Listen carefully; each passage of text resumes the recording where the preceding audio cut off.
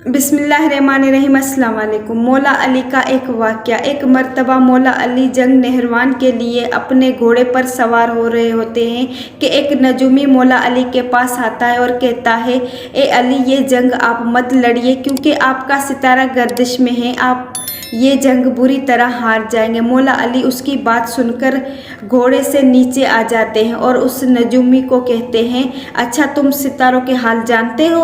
उसने कहा, हाँ, मेरा काम यही है, सितारों को देखकर इंसान का हाल बता सकता हूँ और आपका सितारा गर्दिश में है, इसलिए आपको बताया, आप ये जंग हार जाओगे। मौला अली ने उस नजूमी को कहा, अच्छा, वो सामने एक घोड़ी है जो पेट से है, बताओ उसके पेट में नर है या माद? अब वो नजूमी खामोश। मौला अली ने कहा, तुम तो कह रहे थे कि मैं सितारों के हाल जानता हूँ, ये तो तुम्हारी नज़रों के सामने है, तुम तो इसका हाल भी नहीं जानते। मौला अली ने कहा, अच्छा बताओ, कौन सा सितारा जब टूटता है तो ऊंट पर एक हरकत जाहिर होती है?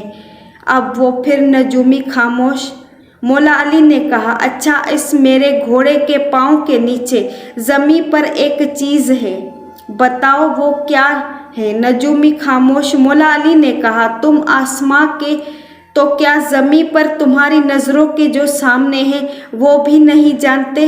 सुनो ए शख्स, मैं अली अब तुझे बताता हूँ, अली की ज़िंदगी की सबसे कामयाब ये जंग होगी।